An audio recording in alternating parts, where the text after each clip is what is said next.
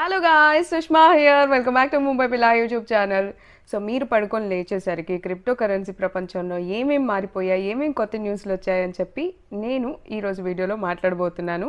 నార్మల్గా మీరు చెక్ చేసుకుంటే 1-2 న్యూస్లు చాలా టైం స్పెండ్ చేసి చెక్ చేసుకోవాలి. బట్ నేను మీకోసం ఇదంతా చేస్తున్నాను కదా, వీడియో రికార్డ్ చేసి మీ అందరి ముందు ప్రజెంట్ చేస్తున్నాను కాబట్టి I'm sure I surely deserve 1 like from you. So మీరు ఆ పనిలో ఉండండి. అండ్ కొత్తగా వచ్చిన వాళ్ళకి నా ఛానల్ గురించి చెప్పాలంటే రెండు ముక్కలు. ఒకటి క్రిప్టో కరెన్సీ వీడియోస్ పెడతాను, రెండోది బ్లాగ్స్ కూడా పోస్ట్ చేస్తాను. సో మీకు ఈ రెండిట్లో ఒక్కటి నచ్చినా కూడా you can subscribe to my channel. Otherwise నేను చెప్పే విధానం నచ్చినా లేకపోతే నా కంటెంట్ నచ్చినా మీరు లైక్ కూడా చేయొచ్చు.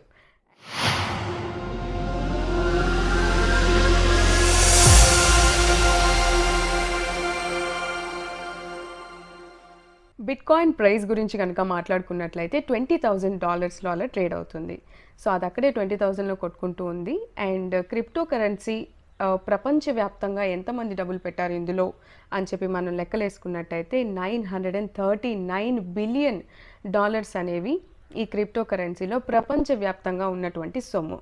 2021లో 2 ట్రిలియన్ వరకు వెళ్ళింది క్రిప్టో కరెన్సీ మార్కెట్. బట్ ఇప్పుడు మాత్రం 939 బిలియన్కి వెళ్ళింది. అంటే 50% పైగా మార్కెట్ పడిపోయింది అని చెప్పి ఇక్కడే మనకి సింపుల్ క్యాలిక్యులేషన్స్తో అర్థమైపోతుంది అనమాట. అండ్ 24 అవర్స్లో ఎంత పెట్టారు అసలు అని చెప్పి లెక్కేసుకున్నట్టయితే $140 బిలియన్ పెట్టినట్టుగా మనకి తెలుస్తుంది. సో ఇప్పుడు క్రిప్టో కరెన్సీ మీద వచ్చిన కొన్ని కొత్త న్యూస్ని చెక్ చేద్దాం. Let's go. సో ఫస్ట్ వచ్చేసి పాలిగన్ డిస్నీలో జాయిన్ అయింది. డిస్నీ వాళ్ళు ఆఫర్ చేస్తున్నటువంటి యాక్సిలరేటర్ ప్రోగ్రాంలో ఈ పాలిగన్ అనేది సెలెక్ట్ అవ్వడం జరిగింది.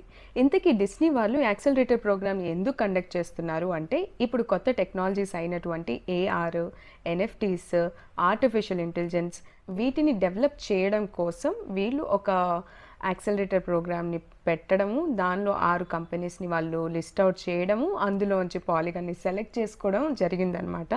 ఇంతకీ పాలిగన్ అంటే ఏంటి అని తెలియకపోతే ఇథేరియం స్కేలింగ్ సొల్యూషన్స్ కోసం పనిచేస్తుంది పాలిగన్ అనమాట.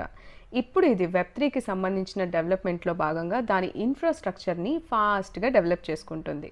నేను పాలిగన్ గురించి ఒక వీడియో చేశాను. ఆ వీడియో ఏంటంటే పాలిగన్ కంటే ఈ మిగతా 2 కాయిన్స్ ఎందుకు బెస్ట్, ఆ మిగతా 2 కాయిన్స్ ఆప్టిమిజం, ఆర్బిట్రమ్, దాన్ని నేను టెక్నికల్ పాయింట్ ఆఫ్ వ్యూలో డిసైడ్ చేసి చెప్పినటువంటి వీడియో. అండ్ ఆ వీడియోలో మీకు చాలా ఇన్ఫర్మేషన్ అర్థమవుతుంది. ఒకవేళ మీకు పాలిగన్ మీద రియల్ ఇంట్రెస్ట్ ఉండి ఇన్వెస్ట్ చేయాలి అనుకుంటే ఈ వీడియోలో ఉన్న టెక్నికల్ పాయింట్స్ని కూడా తెలుసుకోవడం మర్చిపోవద్దు. బట్ ఒక కాయిన్ హిట్ అవ్వాలి అంటే ఓన్లీ టెక్నికల్ పాయింట్సే కాకుండా దాని మీద వస్తున్నటువంటి మార్కెట్ న్యూస్ కూడా ఇంపార్టెంట్. అండ్ ఆ కంపెనీ ఎలా డెవలప్ అవుతుంది, ఎంత ఫాస్ట్గా దాన్ని గ్రో చేసుకోగలుగుతుంది అన్నది కూడా ఇంపార్టెంట్. కాబట్టి పాలిగన్ అనేది ఒక మంచి కాయిన్ లాగా మనం ట్రీట్ చేయొచ్చు ఇప్పుడున్న మార్కెట్ పరిస్థితుల్ని బట్టి అండ్ మార్కెట్లో దాని మీద వస్తున్న న్యూస్ని బట్టి. సో ఇప్పుడు సెల్సియస్ మీద వచ్చిన రీసెంట్ న్యూస్ని తెలుసుకుందాం. అసలు సెల్సియస్ నెట్వర్క్ అంటే ఏంటి?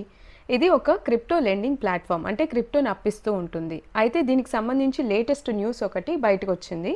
సెల్సియస్ దానంతటా అదే చాప్టర్ 11 ప్రొటెక్షన్ని సీక్ చేస్తున్నట్టుగా అర్థమవుతుంది. ఇంతకీ ఈ చాప్టర్ 11 అంటే ఏంటి? ఏదైనా కంపెనీ నష్టాల్లో ఉన్నప్పుడు ఆ కంపెనీ ఇంకా బిజినెస్ నుంచి బయటికి పోకుండా ఉండడానికి ఈ చాప్టర్ 11 ప్రొటెక్షన్ని కోరుకుంటుందన్నమాట. చెప్పాలంటే బ్యాంక్రప్సీకి దగ్గరగా ఉన్న కంపెనీస్ అని. ఇంతకీ సెల్సియస్ రీసెంట్గా చూసుకున్నట్టయితే దాని 150 ఎంప్లాయీస్ని పనిలోంచి తీసేసింది కూడా. అండ్ తన దగ్గర ఉన్నటువంటి $167 మిలియన్ ఈ చాప్టర్ 11 ప్రొటెక్షన్ కింద ఇది పెట్టబోతుంది. సో దట్ దానిలో ఉన్నటువంటి స్టేక్ హోల్డర్స్ని ప్రొటెక్ట్ చేసుకోవడానికి. సెల్సియస్ నెట్వర్క్ పోయింది అంటే దాన్ని యూజ్ చేస్తున్న వాళ్ళకు కూడా ఎఫెక్ట్ అవుతుంది కదా, ఆ ఎఫెక్ట్ అయిన వాళ్ళకి కొంచెం కాంపన్సేషన్ కింద ఒక $167 మిలియన్ పెట్టుకుందనమాట. ఇదే సేమ్ ఇలాంటి సిచ్యువేషన్ ఇంకొక కంపెనీకి కూడా జరిగింది. అదే MT.GOX. ఇది కూడా ఒక బిట్కాయిన్కి సంబంధించినటువంటి ఎక్స్చేంజ్. దీన్ని 2010లో స్టార్ట్ చేశారు. ఇది జపాన్కి సంబంధించింది. ప్రపంచంలో ఉన్న బిట్కాయిన్ సప్లై ఎంతైతే ఉందో అందులో 77% ఈ ఎక్స్చేంజ్ నుంచి ట్రేడ్ అవుతూ ఉంది. అయితే 2014లో దీనికి సంబంధించి ఒక విషయం జరిగింది. అదేంటంటే ఆ నెట్వర్క్లో దొంగలు పడి దొంగిలించడం అయితే జరిగింది. ఆ తర్వాత 2014లో జరిగిన ఈ ఇన్సిడెంట్ వల్ల ఇప్పటికీ ఆ కేసు అలా పెండింగ్లో కోర్టులో నడుస్తూ ఉందన్నమాట. సో ఇలాంటిదే మళ్ళీ ఈ సెల్సియస్ కూడా వస్తుందా లేదా అన్నది మనం వెయిట్ చేసి చూడాల్సిందే. సో లాస్ట్ వీడియో కింద ఎవరైతే కామెంట్ చేశారో MT.GOX గురించి చెప్పమని, సో ఇప్పుడు నేను చెప్పిన 2 సెంటెన్సెస్లో మీకు అర్థమైపోయే ఉంటుంది. అండ్ అక్కడ నేను ఒక కాయిన్ని మీరు పిక్ చేసుకోమని చెప్పాను, బట్ చాలామంది చాలా రకరకాల కాయిన్స్ని కమెంట్ చేయడం జరిగింది, 10 to 15 కాయిన్స్ని. సో ఒక కాయిన్ని పిక్ చేసుకొని మీకు ఏం కావాలో అది కింద కామెంట్స్ రాస్తే నేను ఖచ్చితంగా అది పిక్ చేసి నెక్స్ట్ వీడియోలో చేయడానికి ట్రై చేస్తాను. అండ్ క్రిప్టో కరెన్సీలో ENS ఇథేరియం నేమ్ సర్వీస్ అని చెప్పి ఒక కాయిన్ ఉంది. దాని గురించి నేను వీడియో కూడా చేశాను. అయితే ENS గురించి ఎందుకు మాట్లాడుతున్నా అంటే ఓపెన్ సీ డేటా ప్రకారంగా Nike.ETHని 60 ఇథేరియంకి పర్చేస్ చేసినట్టుగా తెలుస్తుంది. సో ENS అనేది మనకు సంబంధించినటువంటి డిజిటల్ డొమైన్ నేమ్ అనమాట. ఒక్కసారి ఇప్పుడు సుష్మా.ETH అని ఉందనుకోండి, మీరు నాకు క్రిప్టో సెండ్ చేయాలి అంటే సుష్మా.ETH ద్వారా పంపించచ్చు. ఆ లాంగ్ అడ్రస్ని మీరు గుర్తుపెట్టుకోవాల్సిన పని లేదనమాట. దీనికోసమే పనిచేసేది ENS. నేను చేసిన ENSకి సంబంధించిన వీడియోని కూడా కింద పోస్ట్ చేస్తాను, దాని గురించి తెలుసుకోండి. అప్పట్లో 0.0 సంథింగ్ వాల్యూకి ENS ఉండేది, ఇప్పుడు కొంచెం పెరిగింది. సో ఇప్పుడు దీని ప్రకారంగా మనకేమర్థం అవుతుందంటే డొమైన్ నేమ్స్కి కూడా మంచి పాపులారిటీ అనేది పెరిగిందనమాట. సో ఒకవేళ మీరు మీ డొమైన్ నేమ్ని కనుక క్రియేట్ చేసుకున్నట్టయితే మీ డొమైన్ నేమ్ ఏంటి అన్నది సరదాగా కింద కమెంట్ సెక్షన్లో రాయండి. సో దట్ మీలో ఎంతమందికి డొమైన్ నేమ్స్ ఉన్నాయి అన్నది మన వాళ్ళతో పాటు నాకు కూడా అర్థమవుతుంది. సో ఇప్పుడు మాట్లాడుకుందాం ఒక ట్వీట్ గురించి అనమాట. ఈ ట్వీట్ని చేసింది ఎవరు అంటే DeFi ట్రేడర్ అయినటువంటి వివేక్ రామన్. సో ఈయన చెప్పింది ఏంటంటే ఒక 13 పాయింట్స్ చెప్పారు ఇథేరియం గురించి. ఇథేరియం మర్జ్ ఏదైతే ఉందో POW నుంచి POSకి కన్వర్ట్ అయిన తర్వాత అందులో జరగబోతున్న మార్పుల గురించి ఒక బ్యూటిఫుల్ ట్వీట్ని 13 పాయింట్స్లో రాయడం జరిగింది. దానికి సంబంధించిన లింక్ని కింద కూడా ఇస్తాను. మీరు కొంచెం ఈ బ్లాక్ చైన్ మీద, ఈ క్రిప్టో మీద అవగాహన ఉన్న వాళ్ళు చెక్ చేస్తారని అనుకుంటున్నాను. ఇందులో ఆయన మెన్షన్ చేసిన పాయింట్స్లో ఏంటి మెయిన్గా అంటే, సో ఇథేరియం మర్జ్ అయిన తర్వాత ఇథేరియం గ్యాస్ ఫీజ్ అనేది తగ్గబోవట్లేదు, బట్ ఈల్డింగ్ కెపాసిటీ అనేది ఒక 50%కి పెరిగే అంచనా అయితే ఉంది అని చెప్పి ఇలా ఒక 13 పాయింట్స్లో బిఫోర్ మర్జ్, ఆఫ్టర్ మర్జ్ అన్నట్టుగా కొన్ని పాయింట్స్ని మెన్షన్ చేయడం అయితే జరిగింది.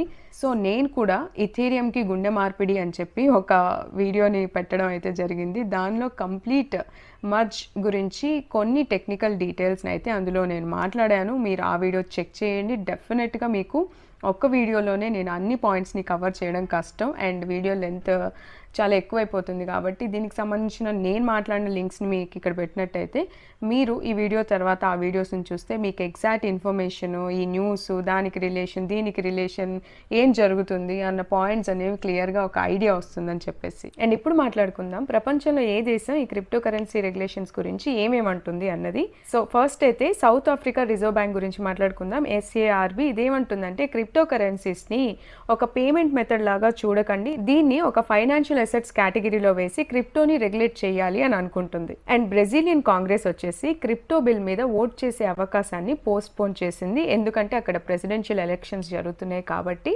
అక్టోబర్ తర్వాత అవి అయిపోతే ఆ తర్వాత చూసుకుందాం అని చెప్పి బ్రెజిలియన్ గవర్నమెంట్ అయితే ఈ పని చేస్తుంది. అండ్ నెక్స్ట్ వచ్చేసి US ఏం చెప్తుందంటే UNCTAD United nations conference on trade and development, దీనికి సంబంధించిన అథారిటీ డెవలపింగ్ నేషన్స్ ఏవైతే ఉన్నాయో, ఇండియా కూడా డెవలపింగ్ కంట్రీయే కాబట్టి, సో ఈ నేషన్స్కి సంబంధించిన వాళ్ళందరూ కూడా క్రిప్టో వాలెట్స్ని రెగ్యులేట్ చేయండి and crypto currency bit coin మీద వస్తున్న యాడ్స్ని కంప్లీట్గా బ్యాన్ చేయండి అని చెప్తుంది అనమాట. సో క్రిప్టో వాలెట్స్ని రెగ్యులేట్ చేసి మన గవర్నమెంట్ 30% ట్యాక్స్ కూడా విధించింది. పాపం వాళ్ళకి ఇంకా తెలియదు అనమాట. ఐ హోప్ మీ అందరికీ వీడియో నచ్చింది అని అనుకుంటున్నాను. వీడియో చూసి ఇక్కడ దాకా వచ్చిన ప్రతి ఒక్కరికి thank you so much. And ఈ వీడియోని ఖచ్చితంగా లైక్ చేసి వెళ్ళండి. అండ్ మీకున్నటువంటి ఒక కాయిన్ కింద కమెంట్స్లో రాయండి. డెఫినెట్గా దాని మీద ఎక్కువ మంది అదే కాయిన్ని కమెంట్ చేసినట్టయితే నేను దాన్ని తీసుకొని నెక్స్ట్ వీడియోలో చెప్తాను. అండ్ మర్చిపోకుండా నా ఇన్స్టాగ్రామ్ పేజ్కి వెళ్ళి అక్కడ నేను చేసే చిన్న చిన్న రీల్స్, అప్పుడప్పుడు నేను పోస్ట్ చేసే నా సైడ్ స్టోరీని మీరు కూడా చూడొచ్చు. సో కాబట్టి నా ఇన్స్టాగ్రామ్ని కూడా చెక్ చేయండి, ఒకవేళ నచ్చితే అక్కడ ఫాలో చేయండి. మళ్ళీ నెక్స్ట్ వీడియోతో కలుద్దాం. Until then keep smiling and take care. This is Sushma signing off today. Bye.